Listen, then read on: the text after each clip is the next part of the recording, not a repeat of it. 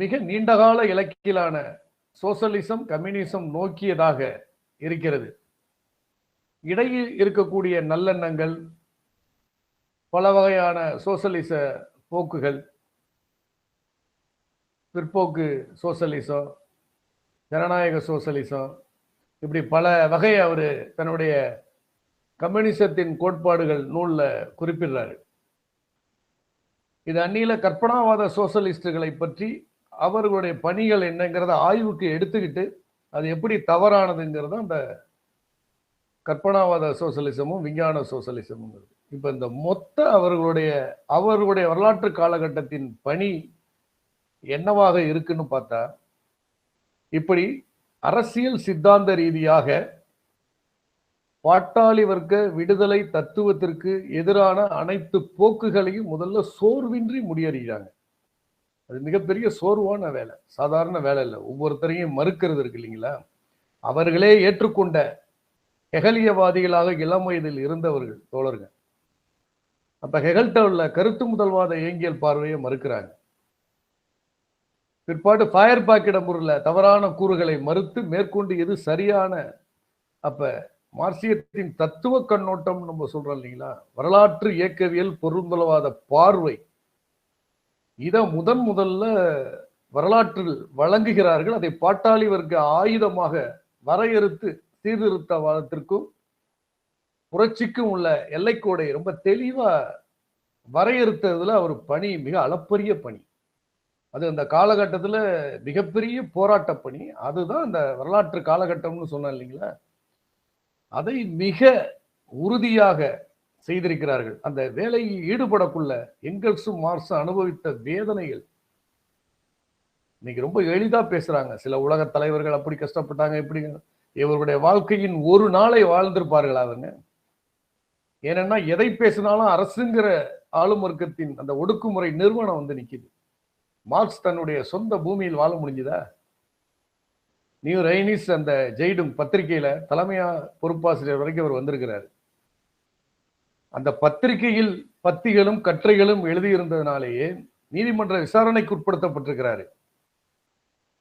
Marks வந்து எங்கேயுமே தனக்கு பின்னால் வந்து மிகப்பெரிய வளரும் சக்தியான பாட்டாளி வர்க்கம் அப்படியே படை கொண்டு நிற்பது போலவே தான் நினைச்சிட்டு பேசிட்டு இருக்காரு. அந்த உணர்வு தாங்க நம்ம கற்றுக்கொள்ள வேண்டியதுன்னு சொல்றேன் இல்லைங்களா. அவர் சிங்கிள் மேன் அப்படின்னு எங்கேயுமே நினைச்சே எதையும் அணுகல. வெற்றி பெறுவது பாட்டாளி வர்க்கண்டா இறுதியில, அது என் பின்னாடி நிக்குதுரா அப்படிங்கிற மாதிரி தான் உணர்ந்து பேசியிருக்காரு. அந்த நீதிமன்றத்தில் அவர் விசாரிக்கப்படும் முறையை பற்றி கூட எங்கள் சொல்லுவாரு. மார்க்ஸ் அதை பெரிய ஒரு போர்க்களமா சந்திச்சு நீதிபதிகளுடைய கருத்துக்களை எல்லாம் முறியடிச்சாரும்பாரு. இந்த சட்டவாதத்துக்கு உட்பட்டு கோர்ட்டு அதை பண்ணிடும் இதை பண்ணிடும் இப்படி அஞ்சியவர்கள் அல்ல கம்யூனிஸ்டுகள். எங்கெல்லாம் தருணங்கள் வாய்க்கின்றனவோ அங்கெல்லாம் தன்னுடைய வரலாற்று கடமையை வந்து துணிச்சலாகவும் உறுதியாகவும் செஞ்சிருக்கிறாங்க. ஏன்னா அவருடைய நோக்கம் தனி மனித அங்கீகாரமோ தாம் பெரிய வீரன்னு காட்டுறதோ அல்ல. வரலாற்றின் வீரஞ்செறிந்த வர்க்கமான பாட்டாளி வர்க்கத்தை அரசியல் அரங்குக்கு இழுத்து வருகிறார்கள். அந்த அரசியல் அரங்கிற்கு வந்த பாட்டாளி வர்க்கத்திற்கு ஒரு அமைப்பை நிறுவ வேண்டும் என்பதுதான் முக்கியமானது. அதுலதான் அவருடைய உழைப்பு இருக்கு. அந்த உழைப்பின் போக்குல தான் அந்த முதலாவது லீக், இந்த முதல் அகிலத்தில் கூடலாம் அவர்களுடைய இந்த உழைப்பு இந்த சித்தாந்த சீர்திருத்தவாத கண்ணோட்டங்களை முறியடித்த போக்கில் அடுத்து அவர்கள் உறுதியாக சொன்ன கருத்து என்னன்னா, அந்த முதலாவது அகிலத்திலேயே மார்க்ஸ் எங்கெல்ஸ் முன்வைக்கிறாங்க, பாட்டாளி வர்க்கம் தனக்கான தனித்தன்மையுடைய ஒரு கட்சியை பெற்றிருக்க வேண்டும்.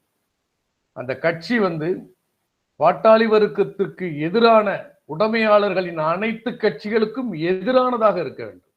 எவ்வளவு துல்லியம் பாருங்க. சும்மாவா மார்க்சியம்னா? மார்க்சியம் தான் பாட்டாளி வர்க்கத்து தொழிலாளி வர்க்கம் உழைக்கும் வர்க்கத்துக்கான மிகச்சிறந்த அரசியல் சித்தாந்த ஆயுதம். அதை உயர்த்தி பிடிப்பதான் இந்த தருணத்தில் நம்ம கற்றுக்கொள்ள வேண்டும். ஏதோ 19ஆம் நூற்றாண்டுல சொன்னது அதுக்கு பொருத்தமானது என்று நாமே நினைச்சு மயங்கக்கூடாது. பல சீர்திருத்தவாதிகளும் அரசியல் எதிரிகளும் அவர்களை அப்படித்தான் வந்து ஒரு தெய்வ நிலைக்கு உயர்த்தி, அவங்க அளவுக்கெல்லாம் இப்ப முடியாது சார். இங்க ஒரு லெலின் இல்லாம இப்படி எல்லாம் பேசுறத பார்த்திருப்பீங்க உங்க அனுபவத்துல. ஏன் லெலின் தான் வரணுமா, நான் வந்திருக்கேன்னு பேசணும். இந்த பேச்சுக்கான உறுதியையும் அடிப்படையும் தெளிந்து கொள்வதற்கு நாம் எங்கெல்ஸிடமிருந்து நிறைய கற்றுக்கொள்ள வேண்டியிருக்கிறது. எங்கெல்ஸ் அவருடைய குடும்ப சூழலை பார்த்தீங்கன்னா மிகப்பெரிய ஜவுளி தொழிலதிபருடைய மகன். அவரும் ஜெர்மன் தான். மார்க்ஸ் 1818 பிறக்கிறாரு. ஒரு 820, 2 வயது இளையவர். மார்க்ஸும் நாடு கடத்தப்படுகிறார். நாட்டை விட்டு ஓட வேண்டிய அரசியல் நிர்பந்தங்களால் புலம்பெயர்ந்து ஓடுகிறார். எங்கெல்ஸுக்கும் அதே நிலைமை தான். ஏன்னா அவர் ஜெர்மானிய கிளர்ச்சி குழுக்கள் எல்லாம் பங்கு பெற்றிருக்கிறாரு. சண்டை பயிற்சி வீரர், இராணுவத்தில் பயிற்சி பெற்றவர். கழகத்தில் ஈடுபட்டிருக்கிறாரு. அங்கேருந்து அப்புறம் அதுல பின்னடைவுக்காகி சுவிஸுக்கு போறாரு. பெல்ஜியத்துல சந்திக்கிறாங்க. அவங்களுடைய உறவுகளே பாருங்க, நம்மளாம் சும்மா தூக்கி திடீர்னு ஒருத்தர் பீகாருக்கு நம்மளை தூக்கி போட்டா கூட திக்குமுக்காடி போயிடுவோம். சும்மா தஞ்சாவூர்ல இருந்து மெட்ராஸுக்கு வந்தாலே தடுமாறுறது. அவர்களுடைய உழைப்பை பாருங்க. ஏன்னா அப்ப எங்கெல்ஸை பொறுத்த வரைக்கும் அவர் பிறந்து வளர்ந்த அந்த வர்க்கம் என்ற அடிப்படையில் அவருக்கு அது அவசியமற்றது. பின்ன ஏன் இப்படி ஈடுபடுறாரு? அப்ப இந்த 19ஆம் நூற்றாண்டின் வரலாற்றின் புறநிலையும் சூழலையும் அறிந்து கொள்வது, அதில் தன்னுடைய வரலாற்று கடமையாக எது என்பதை தெரிந்து நிற்பது, இந்த ஊக்கம் இருக்கு இல்லைங்களா? அவங்க அப்பாவுடைய ஜவுளி ஆலைகள்லையும் தொழிற்சாலைகள்லையும் வேலை செய்ததுனாலேயே தொழிலாளர்களுடைய துன்ப துயரங்களை அவர் பார்க்கிறார். சில பேர் அப்பா கம்பெனியில உட்கார்ந்தா நோட்டை தான் எண்ணிட்டு பார்ப்பான். எங்கெல்ஸ் தொழிலாளிகள் உழைத்து கொடுக்கிறவங்க நிலைமை என்னன்னு பார்த்திருக்கிறார். அவருடைய பார்வை எவ்வளவு அழகா இருக்கு பாருங்க. அதன் மூலமாக தந்தையுடன் முரண்படுகிறார். ஒருத்தன் கம்யூனிஸ்டோ இல்ல ஒரு பகுத்தறிவாதியோ மக்களுக்கு வேலை செய்ய வேண்டும் என்று சொன்னாலே அவன் ஒரு உயர் நடுத்தர வர்க்கமோ இல்ல முதலாளித்துவ வர்க்கமோ இப்படி இருந்தால் முதலில் அவன் சொந்த வாழ்க்கையில் முரண்பாடு கொண்டே ஆவான். அப்படி முரண்பாடு கொள்றதுதான் இயல்பு, அதுதான் சரியானது. அப்படிதான் எங்கெல்ஸ் இருந்திருக்கிறார். அவங்க அம்மா பாவம் கிறிஸ்தவ இது உள்ளவங்க, எவ்வளவோ வேண்டிக்கிறாங்க, உன் மேல அரசு சம்மன் அனுப்பிச்சிருக்கு, மாட்டிக்க கூடாது, இந்த பாதையை விட்டு விலகு என்று கதறுகிறார்கள். தாய்ப்பாசம். எங்கெல்ஸ் அதை எந்த அளவுக்கு அரசியலாக புரிந்து கொள்ள வேண்டுமோ அப்படித்தான் அப்படிப்பட்ட உணர்ச்சிகளுக்கு தன்னை ஆட்படுத்தி கொண்டார். பிற்பாடு இங்கிலாந்துல உள்ள அவங்க அப்பாவுடைய இதை நிர்வகிக்கிற பொறுப்புக்கு தான் அவர் வர்றாரு. மார்க்சினுடைய அருகிலே இருந்து கொள்கிறார். 2 பேரும் ஒரு பொது லட்சியத்திற்காக இணைந்து வேலை செய்கின்ற போக்கில் தொடர்ச்சியா அவர்கள் சித்தாந்த கண்ணோட்டத்தில் அரசியல் சித்தாந்தத்தை பாட்டாளி வர்க்கத்தின் ஆயுதமாக நிறுவுவது என்பதில் மட்டுமல்ல, அவர்களுக்கு ஒரு அமைப்பு தேவை என்பதில் குறியா இருக்காங்க. உலகெங்கும் உள்ள பாட்டாளி வர்க்க இயக்கம் எதை இவர்கள் உருவாக்கல, இதற்கு முன்னாடி இருக்குது. பல்வேறு சோசியலிச போக்குள்ளவர்களும் இருக்கிறாங்க. இதில் தெளிவை ஏற்படுத்துவது, எது சமூக விஞ்ஞான கண்ணோட்டப்படி சோசியலிசம் என்று நிறுவுவது என்கின்ற அடிப்படையில் பல கம்யூனிஸ்டுகள் இந்த கண்ணோட்டத்தை உள்ளவங்க மட்டும்தான் கம்யூனிஸ்ட் சேர்த்துப்பாங்க அப்படிங்கிற மாதிரி குறுகிய பார்வையில் சில விமர்சனம் வைப்பாங்க நம்மள. அப்படி இல்லை. தேசிய இன போராட்டங்களில் கலந்து கொண்ட போராளிகள், ஒவ்வொரு நாட்டிலும் கலகம் செய்தவர்கள், கருத்து மாறுபாடு உடையவர்களாக கூட இருக்கலாம். இங்கிலாந்துல இவர்களெல்லாம் மார்க்ஸ் எங்கெல்ஸை சந்திக்கிறாங்க. இவர்களோடெல்லாம் அவர் உறவாடி இருக்கிறாங்க, அரசியல் பேசுறாங்க, வழிகாட்டுதல் கொடுக்குறாங்க. அப்ப மார்க்சியம் என்பது வரட்டு சூத்திரமோ குறுங்குழுவாதமோ குழுவுக்குள்ள குழுங்கிற மாதிரி சிந்திக்கிறதோ அப்படி பார்க்கவே இல்லை. அவங்க உலகின் மாற்றத்திற்காக எந்த கண்ணோட்டத்தில் போராடக்கூடிய போராளிகளாக இருந்தாலும் அவர்களுடன் தயக்கமின்றி உரையாடுவது, தன்னுடைய அரசியல் சித்தாந்த பார்வை அவர்களுக்கு கொடுப்பதுன்னு சொல்லி பல பேர் அப்படித்தான் மாற்றிருக்கிறாங்க. லீப்னாக்ட் கேள்விப்பட்டிருப்பீங்க, சிலந்தி ஜெர்மன். இவரு அவரெல்லாம் அவ்வளவு தூரம் நினைவு கூர்ந்து எழுதுறாரு. எங்கெல்ஸ் இடம்லாம் பேசினா அவர் நிறைய பேச மாட்டாரு, பேசுறவங்களை கேட்க விட்டு இறுதியில துல்லியமா முடிவெடுப்பாரு, ஒரு நபரை சரியா இடம் போடுவாருங்கிறார். அவருடைய அனுபவத்துல வர்க்க கண்ணோட்டத்தை அவ்வளவு எளிதா சொல்லிடுவாரு என்று எங்கெல்ஸை பற்றிய நட்புறவுகள்ல சொல்றாங்க.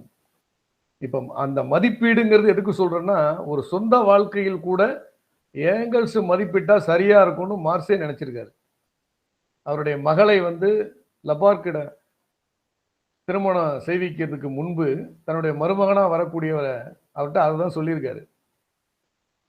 நீ முதல்ல எங்கெல்ஸை சந்திக்கணும், இந்த வீட்டுக்கு நீ மருமகனா வரப்போற முக்கியமான நபர் எங்கெல்ஸ், அவரை பாருங்கிறார். இப்படி அறிமுகப்படுத்துகிறார். அதாவது கம்யூனிசத்துக்கு வேலை செய்ய வந்துட்டாலே அவன் செத்து சுண்ணாம்பாயிடுவான், மகிழ்ச்சியே இருக்காது, எப்ப பாரு மூஞ்ச தொங்க போட்டுக்கிட்டே இருப்பான். இப்படி எல்லாம் பூச்சாண்டி காட்டுறவங்க இன்னைக்கு இருக்கிறாங்க. கம்யூனிஸ்டா இருப்பதன் இன்பம் அதுதான் முழு நிற இன்பம். அந்த இன்பத்தையும் அவர்கள் அனுபவிச்சிருக்காங்க துயரங்களுடன். மிக விரவிட்டு எண்ணக்கூடிய தோழர்களுடைய நட்புறவா இருந்தாலும் கூட அவ்வளவு இனிமை, பேச்சு, பாட்டு, கூத்து. தோழர் எங்கல்ஸுடைய 70வது பிறந்த நாளை அந்த தோழர்கள் அனைவரும் சேர்ந்து கொண்டாடின பதிவுகள்லாம் இருக்கு. இந்தியாவை பத்தி உங்களுக்கு என்ன தெரியும்? உனக்கு என்ன தெரியுமோ அதை விட கூட தெரியும். ஏங்கல்ஸுடைய சில குறிப்புகள்ல வேலூர் சிப்பாய் கழகம் பற்றி கூட ஒரு குறிப்பு எழுதியிருக்காரு. இனி இந்தியாவை பழைய முறையில் இவர்களால் ஆள முடியாதுன்னு மதிப்பிடுறாரு. எப்படி பாருங்க, மதிப்பீடு செய்வது, அரசியல் மதிப்பீடு செய்வது, அரசியல் வேலை செய்வது, பொழுதுனைக்கும் எருது போல உழைப்பது என்று உழைப்பின் மிகைத்தன்மையில் மட்டும் நாம் அடங்கிடக்கூடாது. உழைப்பிலிருந்து என்ன பயன்? அந்த இலக்கு நோக்கிய உழைப்பு தேவை. இதை தான் எங்கல்ஸ் சேர்ந்து கத்துக்கணும்னு நான் சொல்றேன். உழைக்கிறேன், நான் களத்துல நிக்கிறேன், போராடுறேன். இப்படி சில குழுக்கள் நபர்களும் கூட சுயத்தம் போட்டு அடிக்கிறத பார்க்கிறோம். அவருடைய உழைப்பை நாம் மதிக்கிறோம். ஆனா அந்த உழைப்பின் இலக்கு என்ன? சரியான வர்க்க கண்ணோட்டத்துல மதிப்பிடப்படுதா? இன்றைக்கு வரலாற்று கட்டத்தில் ஏங்கல்ஸுடைய பணிகளை எப்படி பொருத்தி பார்ப்பது என்பதை நம்ம கற்றுக்கொள்ள வேண்டிய இன்னொரு முக்கிய அம்சமா இருக்கு. நாம் சந்திக்கக்கூடிய இந்த வரலாற்று கட்டம் என்னவா இருக்கு? அமெரிக்க ஏகாதிபத்திய மேலாதிக்கம் இருக்குது. பிற ஏகாதிபத்தியங்கள்ட்ட சார்ந்து இருக்கக்கூடிய நிலைமையில இந்திய நாட்டின் மக்களின் உழைப்பையும் ஆற்றலையும் வளங்களையும் அடகு வைக்கிற நிலைமையில இந்திய ஆளும் வர்க்கமும் அதில் பங்கு பெற்று பங்குதாரர்களாக அரசியல் கட்சிகளும். அப்ப இந்த வர்க்க இணைப்பு எப்படி இருக்குது நம்ம நாட்டில்? இந்த வர்க்க உறவு எப்படி இருக்கு? உற்பத்தி உறவு எப்படி இருக்கு? நம்மை சுற்றி இருக்கிற ஏகாதிபத்தியத்தினுடைய உறவு எப்படி இருக்கு? இதை நாம் மதிப்பீடு செய்ய கற்றுக்கொள்ள வேண்டும். இதுதான் எங்கல்ஸ் நம்ம கற்றுக்கொள்ள வேண்டியது. எங்கல்ஸ் இங்கிலாந்துக்கு போன பிறகு தொழிலாளர்களை போய் சந்திக்கிறாரு, தினந்தோறும் அவர் துயரங்களை பகிர்ந்துக்கிறாரு என்பது ஒரு அம்சம். அந்த தொழிலாளி வர்க்கமே எப்படி பல அடுக்குகளாக இருக்கிறது என்பதை அழகா ஆய்வு செஞ்சு அந்த இங்கிலாந்தில் தொழிலாளி வர்க்கத்தின் நிலைமை, இங்கிலாந்துல தான் சந்திச்ச தொழிலாளி வர்க்கத்தை பற்றிய ஒரு கடித போக்குவரத்துல மார்க்ஸ் கிட்ட சொல்றாரு. காலனிய நாடுகளை கொள்ளையடித்ததன் மூலம் தொழிலாளி வர்க்கத்திலேயே இங்கு ஒரு மேட்டுக்குடி தொழிலாளி வர்க்கத்தை உருவாக்கி வைத்திருக்கிறது அந்த மூலதனம். இந்த கும்பல் இதற்கான கேடுகட்ட கிழட்டு தலைவர்கள் என்று கடும் வர்க்க கோபத்துடன் அதை கடிதத்தில் எழுதுறாரு. அப்ப வெறுமனே கம்யூனிஸ்டுகள் என்றால் வர்க்கவாதம் பேசுவாங்க, பொதுவா பாட்டாளி வர்க்கம் நுணுக்கமா பார்க்க தெரியாது, இப்படியெல்லாம் அவதூறுகள் சுமத்தப்படுது. ஆனா ஏங்கல்ஸ் காலத்துல எப்படி பார்த்திருக்கிறாரு? வர்க்கத்திற்குள்ளேயே அடுக்குகள் உண்டுங்கிறப்ப அப்ப விதவிதமான சாதிய மத ஒடுக்குமுறைகளை நாம் எப்படி வர்க்க கண்ணோட்டத்தில் பார்ப்பது என்பதில் தான் நம்ம வேறுபடுகிறோம். அப்படி பார்க்கிற பலரும் இருக்கிறாங்க, நம்மை மட்டும் பார்க்கவில்லை. அப்ப என்ன சொல்றாங்க? இப்ப சாதி பிரச்சனை இருக்குது, அதனால அதுக்கு சாதிங்கிற அமைப்பு தான் தீர்க்க முடியும். தலித்து அடையாள அரசியல் வைத்து தான் அதை எதிர்கொள்ள முடியும். கம்யூனிஸ்டுகள் நீங்க பேசுறீங்க, என்ன செஞ்சிட்டீங்க? இதே கேள்வியை மார்க்ஸ் ஏங்கல்ஸ் சித்தாந்த போராட்டம் நடத்திய காலகட்டத்திலும் கேட்டிருக்காங்க. இவங்க 2 பேரும் எழுதுவாங்கப்பா, பேசுவாங்க, என்ன செய்ய முடியும்? நாங்கெல்லாம் அவரை விட தீவிர அராஜகவாதிகளும் களத்தில் நின்று போராடினவர்களும் உயிர் தியாகம் செய்த அமைப்புகளும் கூட இருந்துச்சு. அதாவது மார்க்ஸ் ஒரு நினைவு குறிப்பில் அவருடைய ஒரு எழுத்துல சொல்லியிருப்பாரு, ஜெர்மன்ல வெஜ்மர்னு சொல்லக்கூடிய ஒரு குழு அது என்ன பண்ணுமான்னா, அன்றாடம் போய் பணக்காரர்கள் செல்வந்தர்கள் வீட்டுல இரவு நேரத்துல ஒரு குறியீடை போட்டுருமா. அந்த குறியீடு உள்ள வீட்டுல பணக்காரன்ட்ட அடிச்சு பிடிங்கி ஏழைக்கு கொடுக்கறது. அப்படி ஒரு பாணியர் மலையர் மம்பட்டியான் ஸ்டைல்ல ஒரு உப்பதாக சொல்றேன். உடனே அதோட நேராக எடுத்துக்க வேண்டியதில்லை. அந்த விஷயத்தை கூட எந்த அளவுக்கு ஒரு அங்கீகரித்து சொல்ல வேண்டுங்கிற மாதிரி மார்க்ஸ் மூலதனம் பற்றிய நூல்ல எழுதியிருப்பாரு. ஒவ்வொரு மூலதன மூட்டைகளுக்கு பின்னாலும் மேலும் ஒரு கண்ணுக்கு தெரியாத வெஜ்மர் குறியீடு இருக்கிறது. எப்படி பொறுத்துறாரு பிள்ளைங்க, எப்படி வரலாற்றிலிருந்து கற்றுக்கொள்வது. ஆனா அந்த கற்றுக்கொண்டதில் அடங்குவதல்ல, வர்க்க போராட்ட தத்துவத்திற்கு எது சரியோ அதை துணிந்து சொல்வது. அதுதான் மார்க்சிய ஏங்கல்ஸ். இப்ப நம்ம அம்பேத்கர் படிக்கிறோம், பெரியார் படிக்கலாம். அதன் மூலமா தாங்க ஜாதியை பத்தி புரிஞ்சுக்கணும்னா மார்க்சிய இங்க என்னங்க சொல்லியிருக்கு? இப்ப நியூட்டன் புவியீர்ப்பு விசைன்னு சொல்லிட்டாரு. புளியந்தோப்புக்கு என்ன புவியீர்ப்பு விசைன்னு தனியா சொல்லணுமா? அந்த பொது அறிவியலை சூழலுக்கு பொருத்தி புரிஞ்சு கொள்ளணும் தான் அதுக்கு அர்த்தம்.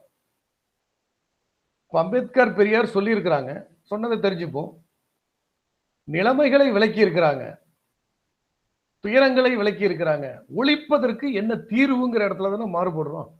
இப்ப அந்த மாறுபாட்டை ஒரு கண்ணியமாக பரிசீலிக்காம வரட்டுவாதீங்க, வர்க்கம் பேசுவீங்க அப்படின்னு மறுதளிக்கிறாங்க. இப்ப இந்த மாதிரி இடத்துல எங்கில்ஸிடம் இருந்தும் மார்க்சிடம் இருந்தும் நம்ம என்ன கற்றுக்கொள்ள வேண்டும்? இதுல எரிச்சல் அடையாம நம்ம பேச பழகணும். முதல்ல அம்பேத்கரோ பெரியாரோ சொல்லக்கூடிய நிலைமைகளை நாங்க தெரிஞ்சுக்கிறோம், கத்துக்கிறோம். இப்படிதான் வரலாற்று வழியில மார்க்ஸ் எங்கல்ஸ் கூட பல பேரோட ஹெகல்டேந்து கத்துக்கிட்டாங்க, ஃபாயர்பர்க் கத்துருக்கிறாங்க, கெதேட்டேந்து கத்துருக்கிறாங்க, வால்டர் ரூசோவிட்டேந்து தெரிஞ்சிருக்கிறாங்க. ஆனால் இந்த சமூகத்தின் வளர்ச்சி விதி எது அப்படிங்கிறத ஒரு உலக கண்ணோட்டமாக நிறுவியது மார்க்சியம் தான். அப்ப எதன் அடிப்படையில் இந்த சாதி அமைப்பை தகர்க்க முடியும் அப்படிங்கிற கருத்தில் தான் நம்ம வந்து மாறுபடுகிறோம். அப்ப நிலைமையை விவரிக்கிறதே போறோம் அப்படிலாம் கிடையாதுங்க. ஒரு நபர்கிட்ட பேசுறப்ப என்கிட்ட என்ன சொல்றாருன்னா, சாதியை ஒழிச்சுட்டு தாங்க நீங்க வர்க்கமே இங்க சேர்க்க முடியாது. ஆனா சமூகத்தில் வெறும் சாதி இயங்குது, அப்படியே மட்டும் இயங்குதா? எவ்வளவு சாதி பிரச்சனை, மத பிரச்சனை இருந்தாலும் குறிப்பிட்ட அரசியல் போராட்டங்கள்ல வந்து அனைத்து மக்களும் பங்கு பெறுவதே நடக்கலையா? அப்ப எது இணைக்குது? அவருடைய வர்க்க நலன்கிறது தானே இந்த இணைக்குது. அப்ப அந்த பாசிட்டிவான அந்த இதை எப்படி மேம்படுத்துவது? இதன் மூலம் சாதி ஒழிப்புக்கான பாட்டாளி வர்க்க அதிகாரத்தை எப்படி செலுத்துவது? இந்த சட்டம், அரசு, ஜனநாயகம், ஜாதி இதுக்கெல்லாம் உறவு என்னவா இருக்கு? அதனால இதன் மூலமா ஒழிக்க முடியாதுன்னு கருதுறோங்க. அம்பேத்கர் கூட அப்படிதான் நம்பினார். சட்டம் போட்டு ஜாதியை ஒழிச்சிடலாம், சட்டத்துல 2 இதை செருகிட்டாலே சரியாயிடும். கடைசியில என்ன சொன்னாரு? இந்த அரசியல் சட்டத்தை கொடுத்துற ஆளே நானா இருப்பேங்கிற அளவுக்கு அவரை வேதனை அடைய செய்தது இந்த அரசு கட்டமைப்பும் சட்டங்களும். பெரியாராலையும் அதான் செய்ய முடியுது. அவர் சிறைக்கு போயிருக்காரு, நேர்மையா போராடி இருக்கிறாரு. தீர்வு இவர் இல்லைன்னா அவரு, அவர் இல்லைன்னா அவருன்னு இந்த முதலாளித்துவ அரசியலின் மூலமாக தீர்க்க முடியும். முடிஞ்சதை கொஞ்சம் செய்யலாங்கிறத அவங்க எல்லை இருக்கு. இந்த எல்லையை கடந்து ஏன் போகக்கூடாது? அவங்களே சொல்லாத போது அவங்களுடைய அடியார்களா இருக்கக்கூடியவங்க பெரிய கம்யூனிசத்தால என்ன பண்ணிட முடியும் என்பதை கருத்தளவிலேயே பரிசீலிக்க மறுப்பதும் தடை செய்வதும் இருக்குது. இப்ப இந்த மாதிரி தருணங்கள்ல என்ன செய்வது? இப்ப நம்ம சந்திக்கிற ஒரு கருத்து, ஒரு பொதுவா சொல்லக்கூடியது என்னன்னா, சாதியை ஒழிச்சுட்டு தான் வர்க்கத்தை பேச முடியும் தோழர். அப்ப சூழலை மாற்றாமல், சாதி மட்டும் இல்ல, மதம், ஆணாதிக்கம், இப்படி பல பெருச்சாலிங்க இங்க பல பொந்துகள்ல இருக்கு. இதை எப்படி பிடிக்கிறது? முதல்ல பிடிச்சி வெளியில எடுத்து அடிக்கணும். சூழலை மாற்றாமல் முடியாது. ஒரு விவசாயத்துல எலிய பிடிக்கிறவரே புகையை போட்டு அதனுடைய தட்பவெப்பம், வசதியான சூழலை, அந்த கட்டமைப்பை அப்படியே அனுமதித்து கொண்டு எலியை பிடிக்க முடியாது. வெளியிலிருந்து ஒன்றை செலுத்தி புகையை போட்டோன்னா எலி வெளில வருது, பிடிக்கிறார். இப்படி வெளியிலிருந்து ஒரு சமூக விதி, அரசியல் கருத்தை செலுத்தி தான் இதை ஒழிக்க முடியும். இல்ல அப்படியெல்லாம் வேணாம், தினம் பொந்துகிட்ட போய் நின்றுட்டு எலிய இப்படிலாம் செய்யலாமா, தப்பு இல்லையா, நீ மனுஷனா, இதெல்லாம் செய்யலாமா, எவ்வளவு விளைஞ்சு கிடக்குது, இதை நாசம் பண்றியே, இப்படிங்கிற மாதிரி புத்தி சொல்லியே பேசியே திருத்திடலாம்னா எப்படி திருத்த முடியும்? ஒரு உதாரணத்துக்காக எலியை நான் இங்க குறிப்பிடுறேன். மனிதர்கள் வந்து சிந்திக்கும் திறன் படைத்தவர்கள், சிந்தனையிலேயே தீர்வு இருக்கு. இதுதான் கருத்து முதல்வாதம். வாழ்நிலையிலிருந்து தான் சிந்தனை பிறக்கிறது தானே மார்க்சியம். அப்ப அந்த வாழ்நிலையை மாற்றுவதற்கான புறநிலையான வேலை திட்டங்கள்ல அவங்களை இணைக்கணும். அப்படி இணைக்காம எப்படி இதை மாற்றுவது? அப்படி ஒரு பொதுவான வேலை திட்டத்தை தான் வரையறுத்தாங்க. கம்யூனிஸ்ட் கட்சி அறிக்கைங்கிறதே என்ன? முதலாளித்துவத்துக்கும் பாட்டாளி வர்க்கத்துக்கும் இணக்கம் காண முடியாத பகைமையை வரையறுத்து சொல்லுது. அப்ப அதையும் ஏத்துக்கிட்டு கம்யூனிஸ்ட் கட்சி அறிக்கை சூப்பருங்க, அருமையான, மார்க்ஸ் அப்படி, லெனின் அப்படி, ஏங்கல்ஸ் அப்படி, ஆனா இந்தியாவுக்கு சரியா வராதுங்கன்னு ஒரு சூழலை இப்ப பாக்குறோம். இதை எப்படி எதிர்கொள்வது? இதை எப்படி நம்முடைய ஆசான்கள் எதிர்கொண்டார்கள்? இதைத்தான் இப்ப நம்ம வந்து இந்த நாளில் வந்து கற்றுக்கொள்ளவும், எப்படி செய்ய போறோங்கிறத சிந்திக்கவுமான நாளாக நம்ம இதை எடுத்துக்கொள்ள வேண்டியிருக்கு. மார்க்சியம் எங்கேயுமே அதனுடைய அடிப்படை வந்து தோல்வி அடையல. முதலாளித்துவம் மேலும் மேலும் முரண்பட்டு கொண்டே செல்கிறது. உழைப்பிலிருந்து கூலி உழைப்பாளியை கூட அந்நியமயமாக்குதுங்கிறாங்க. தொடர்ச்சியா நடக்குது. நவீன நுட்பங்களின் மூலமாக முதலாளித்துவம் மிளறுவதாக காட்டிக்கொண்டாலும் ஏஐ தொழில்நுட்பம் வந்துருச்சு. இதன் காரணமாகவே மென்பொருள் துறையில் குறிப்பிட்ட பணியிடங்களை காலி செய்வது என்பது அதன் கூடயே வருது. உடனே என்ன சொல்றாங்க முதலாளித்துவ பத்திரிகைகளோ மற்றவர்களோ கூட, இந்த தொழில்நுட்பம் தான் பிரச்சனை, இந்த தொழில்நுட்பம் வந்ததுனால கோளாறுங்க. இப்ப எந்திரம் அதிகப்படியாக ஒரு காலகட்டத்திலே தொழில் புரட்சி பின்னால அதிகப்படியாக மனிதர்களை உழைப்பாளிகளை கசக்கி பிழிந்த போது அந்த எந்திரங்களை கூட அடிச்சு நொறுக்கியிருக்காங்க தொழிலாளிங்க ஆத்திரத்துல. அப்படி முதலாளித்துவம் வந்து வளர்ச்சி போக்கில் சில நுட்பங்களையும் தொழில் புரட்சி ரீதியாக சில அறிவியல் முன்னேற்றங்களையும் ஏற்படுத்தும். அதை தன்னுடைய ஆளும் இருக்க நலனுக்கு அது பயன்படுத்தி கொள்ளுது. அப்ப ஏ கூடாதுங்க, தப்புங்க அப்படி பார்ப்பதா? நீ ஏஐ பிஐ எத்தனை வந்தாலும் சரி, எதற்காக பணியிடை நீக்கம் செய்யறான்? நிறைய தொழிலாளியை வச்சு சம்பளத்தை கொடுக்கறது மூலமா லாபம் குறையுது. அப்ப அவனுக்கு முதலாளிக்கு தேவை மிகப்பெரிய லாப வெறி அவனுக்கு. அப்ப மூலதனத்தை சுரண்டி கொள்வதற்கு அதன் நடவடிக்கையில் ஒன்றாதான் இதை செய்யறான். அப்ப நவீன தொழில்நுட்பம் வந்தது என்பதை ஒரு வரலாற்று இயக்கவியல் பொருந்துதலாதல் பார்வையில் நாம் எப்படி பொருத்தி பார்ப்பது? இப்ப மார்க்ஸ் எங்கல்ஸிடம் வந்து இதை எப்படி கற்றுக்கொள்வது? இதெல்லாம் இப்ப நம்ம தேவையா இருக்கு. இந்த நினைவு நாளில் கற்றுக்கொள்வது என்பது, இதை பலவிதமா பேசுறாங்க இல்லைங்களா, பல்வேறு சிந்தனை போக்குடையவர்கள், சீர்திருத்தவாதிகள். அப்ப ஒட்டுமொத்த பாட்டாளி வர்க்க விடுதலைக்கு எதிராக முட்டுக்கட்டையாக சீர்திருத்தவாதம் இருந்தது வரலாற்றில். இன்றைக்கும் பல வடிவங்கள்ல தொடர்ந்து வருது. இதை வெல்வதற்கு நம்முடைய சூழலில் பொருத்தி பாட்டாளி வர்க்கத்தை வெகுவாக திரட்டுவதற்கு என்ன செய்வது? இப்ப மதவாதம், பாஜக, பாசிசம் அப்படின்னு எடுத்துக்கிட்டா அதனுடைய ஒரு அம்சத்தை, மதவாதம், இந்துத்துவம் என்ற ஒரு அம்சத்தை மட்டுமே பேசி மக்களுக்கு இது எதிரா இருக்கா? சிந்தனை ரீதியா எதிரா இருக்கு. இது பிற்போக்குக்கு இட்டு செல்லுமா? இட்டு செல்லும். ஆனால் இது எந்த நோக்கத்திற்கு ஆளும் வர்க்கத்தால் கையில் எடுக்கப்படுகிறது? அந்த முறையில் தானே அதை பார்க்கணும். மதம் பற்றி மார்க்ஸ், ஏங்கல்ஸ், லெனின் இவர்கள் எழுதிய நூல்கள் என்ன அடிப்படையில் அதை புரிந்து கொள்ள வேண்டும்? இது ஆளும் வர்க்கத்தின் ஒரு பொருளாதார அரசியல் நோக்கத்திற்காக இந்த பிற்போக்குத்தனத்தை பயன்படுத்திக் கொள்கிறது. எப்பயுமே அது அரசியல் பொருளாதார அடிப்படையில் இல்லை, அதற்கேற்ற சித்தாந்த கட்டமைப்பையும் அது செய்து கொண்டுதான் இருக்கும் ஆளும் வர்க்கம். அதை பிற்போக்கு நிலையிலிருந்து எடுத்துக்கொள்ளும். அங்க கிறிஸ்தவமா இருந்துச்சு ஐரோப்பால, இங்க இந்துத்துவமா இருக்கும். பாகிஸ்தான்ல வேற ஒன்றா இருக்கும், அமெரிக்கால வேற ஒன்றா இருக்கும், தேசிய வெறியா இருக்கும். இப்படி இதனுடைய இலக்கு நோக்கம் என்ன? அப்ப இதை இணைப்பதற்கு என்ன செய்வது? ஒழிப்பதற்கு என்ன செய்வது? அப்ப சீர்திருத்தவாதம் என்ன சொல்கிறது என்றால், வரலாற்று வழியில கற்பனாவாத சோசியலிஸ்டுகள் மாரி நல்லெண்ணம் கொண்டு சொன்னவர்கள் சொல்பவர்கள் கூட இருக்கலாம். அப்ப வேற ஒரு ஆளை கொண்டு வந்தோம்னா, மோடிக்கு பதிலாக ராகுலை கொண்டு வந்தோம்னா இதை வந்து கொஞ்சம் தவிர்க்கலாங்க, அவர் அப்படி இருக்க மாட்டாரு அப்படிங்கிறாங்க. நம்ம மாற்றா கருத்து சொன்னா என்ன சொல்றாங்கன்னா, முகநூல் எல்லாம் வந்து சமப்படுத்தக்கூடாது, இந்த சமமின்மைங்கிற ஒரு கோட்பாடை இப்போ வந்து திட்டமிட்டு உருவாக்கிட்டு நம்மளும் சமப்படுத்தல, வர்க்கங்கள்லயே அடுக்குகள் இருக்குன்னு சொல்றோம். ஆனால் மாற்று கிடையாதுன்னு சொல்றோம். பாஜகவுக்கு மாற்று காங்கிரஸ் கிடையாதுங்கிறது ஏன் உன் வாயில வரமாட்டேங்குது? மார்க்ஸ் எதிர் தானே நீ செய்யற வேலை. உண்மையை பேசும் போதுல செய்ய முடியுமா முடியாதுங்கிறது அப்புறம். இப்போ மார்க்ஸ் காலத்துல புரட்சி பண்ண முடிஞ்சாதான் பேசணும்னா பேசலாங்க, புரட்சிக்கு இதை தான் பண்ணணும்னு பேசினாங்க. அப்படிதான் நாமளும் பேசணும். இல்ல பிஜேபியோட மாறுபட்டதுங்கிறது நாறுறதுக்கு ஒரே உதாரணம் சொல்றேன். இன்னைக்கு தர்மஸ்தலா 400க்கு மேல 1000 என்னென்னமோ புள்ளி விவரங்கள் கொடுக்குறாங்க. மிக கொடுமையாக அந்த ஹெகடே பரம்பரை வந்து அந்த கோயிலுக்கு வரக்கூடிய பெண்களை பாலியல் வன்முறை செய்து கொலை செய்து புதைத்திருக்கிறது. அங்க யார் ஆட்சி நடக்குது? ராகுல் வந்து RSS சித்தாந்தத்தை அது அடிவரை ஒழிக்கிற வரைக்கும் என்னுடைய இலக்குங்கிறாரு. எனக்கு என்ன பண்றீங்க காங்கிரஸ் ஆட்சி? பாஜகவும் பிற்போக்கு கும்பலும் பாசிச மதவாத பாசிசமும் நம்ம கையில சிக்கி இருக்கிற தருணம். நீ எப்படி அவனை பிடிக்கணும்? அப்படியா பிடிக்குது? ஏன் பிடிக்கல? அங்கே கோயில் மதம் என்ற பெயரிலே தனி சொத்துடைமை உறவும் நிலவுது.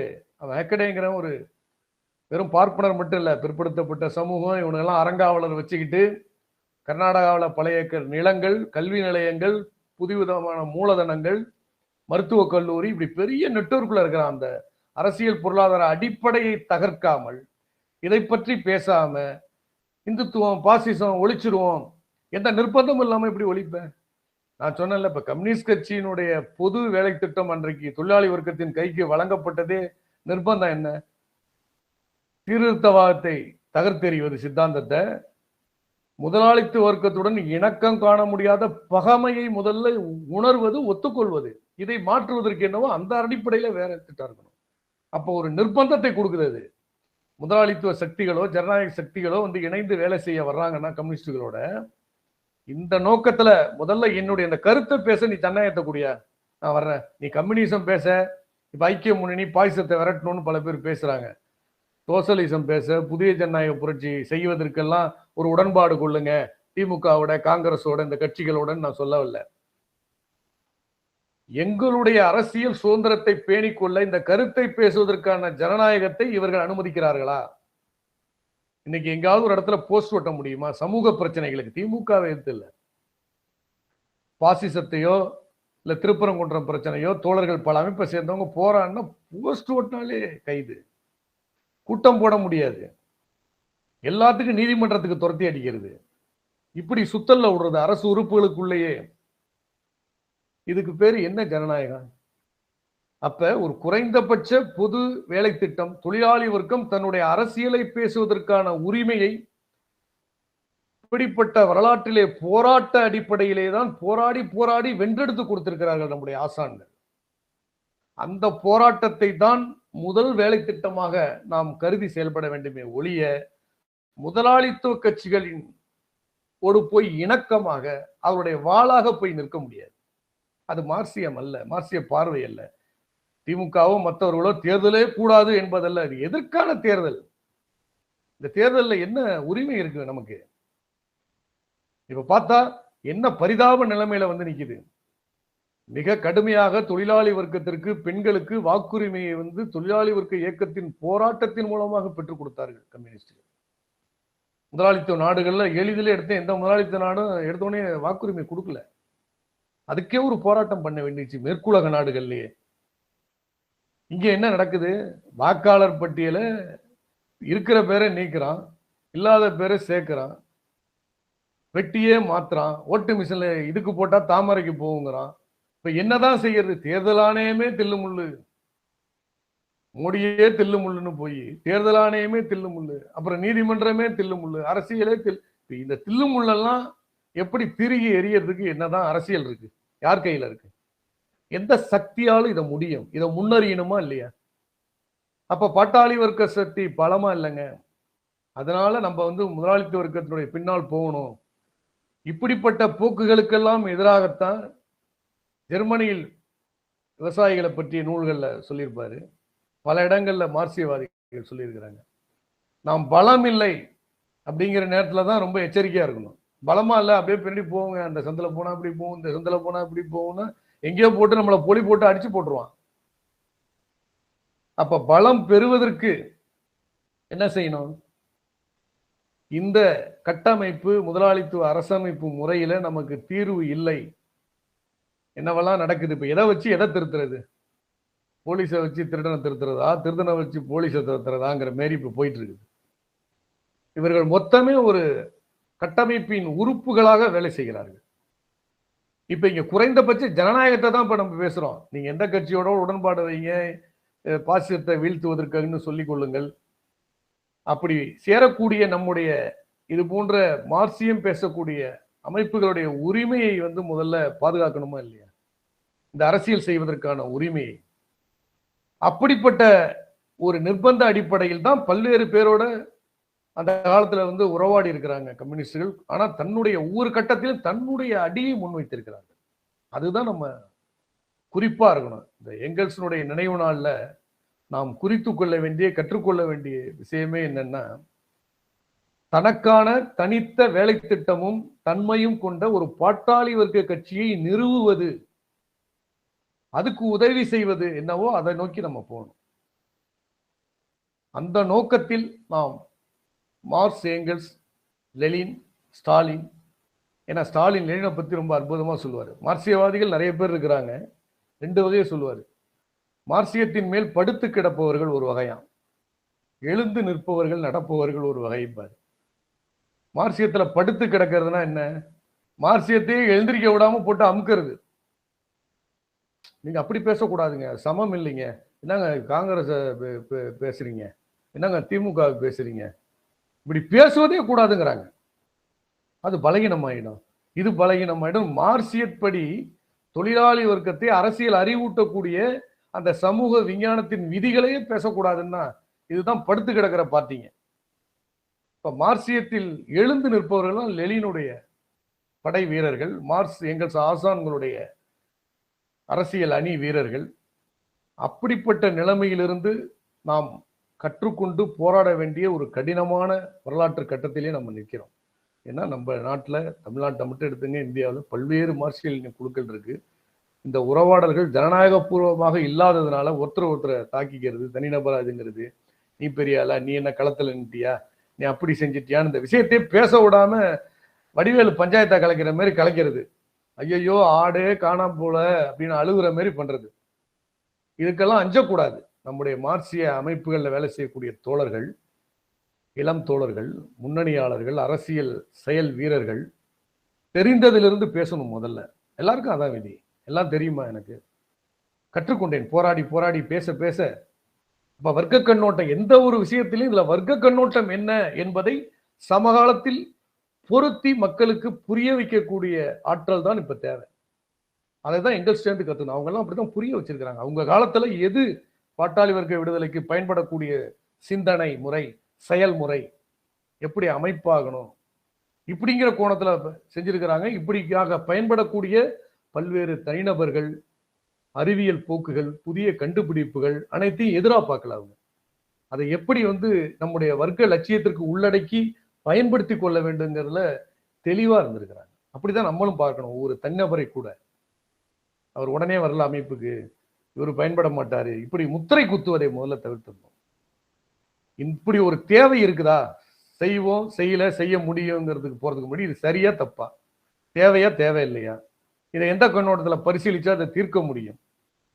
இப்படிப்பட்ட முறையில் வரலாற்று இயக்கவியல் பொருள்முதல்வாதம் தான் மார்க்சியத்தினுடைய தத்துவ அடிப்படை. இந்த அடிப்படை கண்ணோட்டத்தை நாம் சந்திக்கக்கூடிய ஒவ்வொரு இடமும் ஏற்படுத்தினாதான் இதுக்குள்ளேயே எல்லாமே அடங்குது. பகுத்தறிவா ஒருத்தனை உருவாக்குறதா இருக்கட்டும், ஆணாதிக்க வரியை தகர்ப்பதா இருக்கட்டும், அனைத்துக்கும் தீர்வு சொல்லக்கூடியதாக இருக்குது நம்ம தத்துவங்கிறத. ஏதோ அடிச்சு பேசுறது, வாத முறையில ஒத்துக்கொள்ள வைக்கிறது அல்ல, அவர்களுக்கு புரிய வைப்பது. ஒவ்வொரு தொழிலாளி வர்க்கத்தை நம்ம இலக்கா முதல்ல எடுத்துக்கணும். படிச்ச மேதாவிங்க மண்டவிங்களை அதை டீல் பண்றது ஒரு மாதிரி. தொழிலாளி வர்க்கம் தான் முன்னேறக்கூடிய வர்க்கம், அதுதான் விடுதலையை சமூகத்திற்கே தரக்கூடிய வர்க்கம். அப்ப அந்த உற்பத்தி உறவுல இன்னைக்கு பாட்டாளி வர்க்கம் என்பது எங்கெல்லாம் இருக்கு. யாரு ஒரு ஐடில வேலை செய்யறதுனாலே அவர் ஒரு மேட்டுக்குடி தொழிலாளி மாதிரி அவர் பாவனை பண்ணாலும் அவரும் ஒரு கூலிக்கு உழைப்பை விற்பதுதான் கம்யூனிசத்தின் கோட்பாடுகள்ல சொல்றாரு இல்லைங்களா. கூலிக்கு தன்னிடம் உழைப்பை விற்பவர்.